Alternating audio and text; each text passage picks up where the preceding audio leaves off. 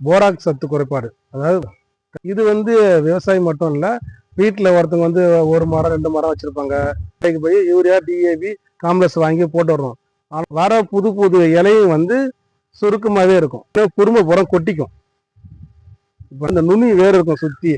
அந்த அனைத்து விவசாய நண்பர்களுக்கும் வணக்கம். நம்ம இந்த விவசாய குறிப்பு சேனலில் இன்னைக்கு நம்ம பார்க்கக்கூடிய தலைப்பு என்னன்னா, தென்னை மரத்தில் போராக்ஸ் சத்து குறைபாடு. அதாவது தென்னை மரத்தை போராக்ஸ் சத்து குறைபாட்டால் என்னென்ன பாதிப்பு ஏற்படுது தென்னை மரத்துக்கு, அதை பற்றி தான் பார்க்க போகிறோம். இவ்வளோ நாள் ஒரு நாள் பார்த்த வீடியோ விவசாயம் மட்டும் பார்த்து பயன்படுற மாதிரி இருக்கும்.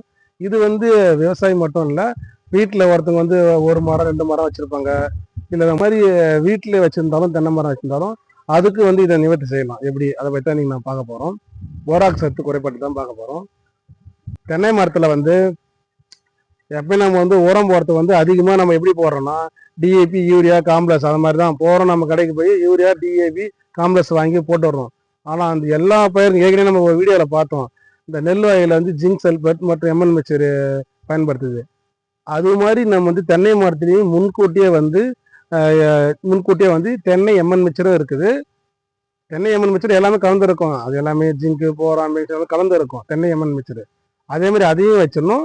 முக்கியமாக நம்ம பார்க்க வேண்டியது என்னன்னா, போராக்ஸ் சத்து குறைபாடு.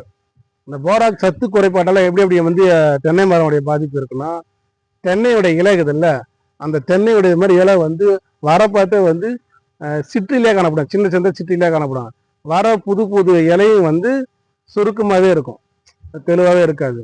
அதே மாதிரி தென்னையுடைய நுனி குருத்துக்குதுல்ல, கருமை நிறத்தில் மாறி கருமையாக மாறி பின்பு காய்ஞ்சிடும். அது ஒரு மாதிரி இருக்கும். அப்புறம் இந்த பூ வைக்குதில்ல, பூ உரும்பை வந்தோடனே குறும்ப புறம் கொட்டிக்கும். இப்போ நான் சொல்றது அனைத்துமே போராக்ஸ் சத்து குறைபாட்டால் நடக்க வேண்டியது. அதே மாதிரி அந்த தென்னையை பார்த்தீங்கன்னா, தென்னை பூக்களும் மற்றும் அந்த காய் சிதை உற்று, சிதை இல்லாமல் ஒரு ஒரு அமைப்பே மாறி இருக்கும் பாருங்க. இது எதனால இது மாதிரி மாறுதுன்னா, அந்த போராக்ஸ் சத்து குறைபாடு தான். நம்ம போய் அதிகமாக யூரியா, காம்ப்ளெக்ஸ், பொட்டாசு இந்த மாதிரி கலப்பு உரம் மாதிரி தான் போட்டு விட்டுறோம். அதெல்லாம் தேவையான தீனி எடுத்துக்கும், ஆனால் முக்கியமான தீனியை விட்டுறோம். அதுதான் இந்த எம்என் மிக்சர். இதுக்கும் தென்னை மரத்தையும் எம்என் மிக்சர் வருஷத்துக்கு ஒரு டைம் வச்சிடணும். நம்ம குறிப்பிட்டு பார்த்தோம்னா, நான் சொல்கிற இந்த 4-5 சத்து குறைபாடு அனைத்தையுமே இந்த போராக்ஸ் சத்து குறைபாடு தான். அது எப்படி பயன்படுத்தணும்னா, ஒரு ஏக்கருக்கு 200 கிராம், அதாவது ஒரு வருஷத்துக்கு 200 கிராம், ஒரு வருஷத்துக்கு ஒரு டைம் பயன்படுத்தணும். Borax 200 gram. அதை நம்ம போடுற தீனிலே கலந்து நம்ம அடி உரமாக வைக்கணும். அதுவும் எப்படி வைக்கணும்னா, தென்னை மரத்தில் இந்த நுனி வேறு இருக்கும் சுற்றி, அந்த நுனி வேறு.